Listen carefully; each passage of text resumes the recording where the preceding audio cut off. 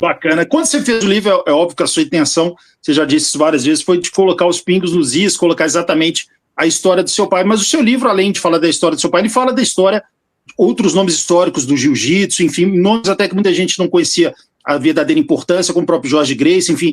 O seu livro ele é quase que um livro de cabeceira até para pesquisadores, enfim. O seu livro é considerado até um boom na história de muitos pesquisadores, pessoas que passaram, também quero pesquisar história, e o seu livro é como se fosse o 001 para muitas pessoas. Você tem a noção exata da importância que o seu livro tem, não só por colocar em perspectiva a história do seu pai, mas por ser um divisor de águas na história da pesquisa marcial no Brasil? Sim, lógico, e fiquei muito feliz que o meu livro tenha aberto mais esse campo assim, de trabalho para novos pesquisadores, né?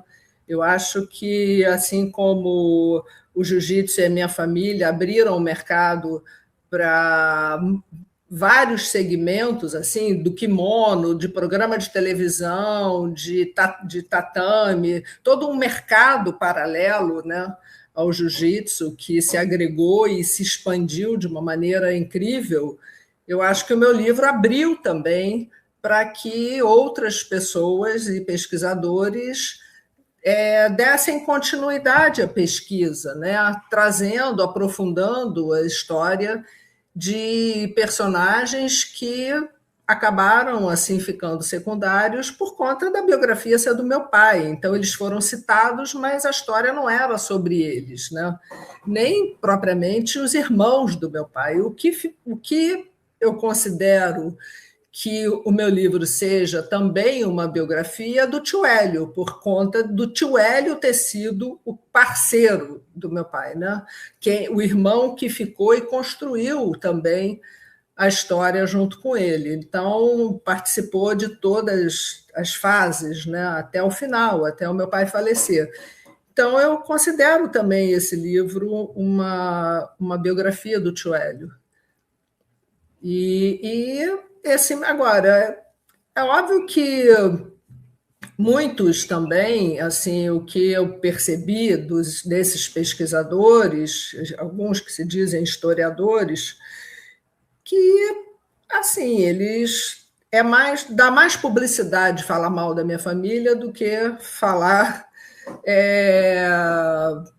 trazer a verdade no sentido de trazer outras biografias, né? Então, eu acho que houve muito oportunismo, tem muito oportunista também pendurado na história da minha família, querendo puxar o holofote para si, criando polêmica, e isso eu, inclusive, assim, me fez prestar atenção e saber qual é a origem dessa vertente, né, de oportunistas e detratores da minha família. E eu identifiquei isso, assim. Eu identifiquei, para mim, é um caminho muito claro, por conta, eu acho que isso começa, são pessoas que, na realidade, conviveram, começou, basicamente, com o processo do meu pai, do Santa Maria contra o meu pai, em 63, né? Então, isso foi um processo escandaloso.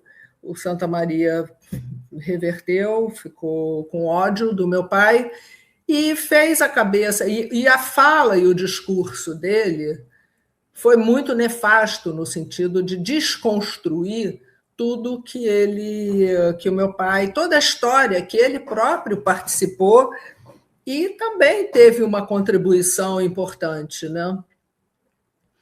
E principalmente, assim, quem exatamente eu pude detectar foi o Armando Viriede, que até já faleceu, eu nunca falei sobre isso, mas eu acho importante falar, porque a gente tem que localizar a fonte.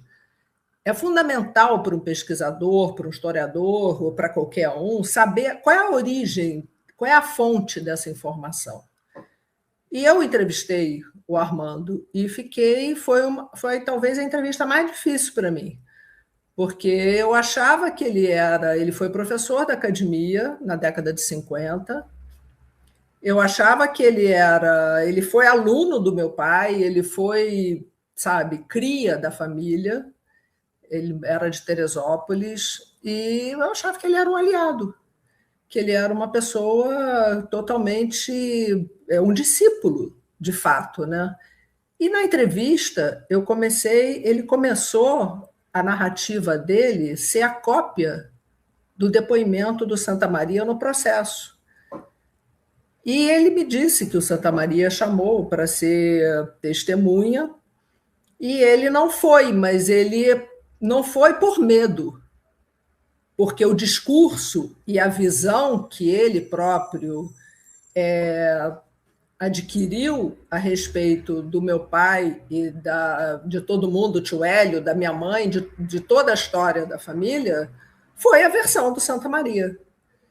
Então, isso, na hora, quando eu comecei a me dar conta, eu não estava ali como a filha do Carlos Grace, eu estava ali como uma pesquisadora entrevistando uma figura, um ex-professor da academia e uma pessoa que queria que ele dê total liberdade para ele falar o que quisesse.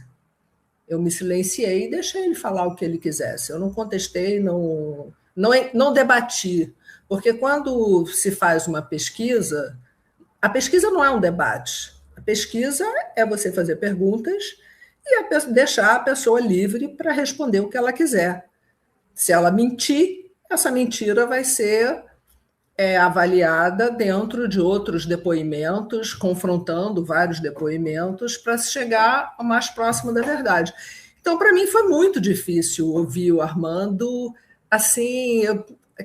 Quem é espírita, quem tem essa crença, parecia a encarnação do Santa Maria, porque eu já tinha lido o processo, eu já conhecia a fala do Santa Maria e sabia a versão dele, a maneira, as cartas, eu tinha muita documentação sobre esse período e sobre ao longo de toda a vida, porque tem muitas cartas, né? A correspondência entre eles.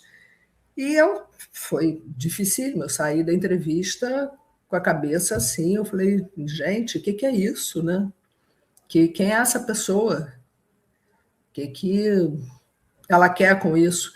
Então, eu acho que todas as pessoas, se ele deu a entrevista para mim, que sou filha, sem nenhum pudor, e falou um monte de barbaridades, imagina para as pessoas que conviviam com ele, alunos e outros, né, outros pesquisadores que se aproximaram e quiseram ouvi-lo, né? Então, o Armando virou assim a fonte dessa fala detratora, assim, pejorativa, né, da minha família, por conta de problemas que eu imagino pessoais, né, frustrações, não sei, assim, ou rancores, ou então, eu quando vejo assim que outras linhas, outras pessoas seguem esse caminho, eu me dou conta que ele, de fato, influenciou algumas pessoas e essas pessoas mais jovens, num outro momento, usam isso para atrair o holofote para si, entendeu? Então, eu acho triste, né? Porque eu acho medíocre, eu acho tão medíocre, tão pobre, tão. Né? Quer dizer, são os 15 minutos de fama que o Andy Warhol falava que no mundo contemporâneo todo mundo tem, né?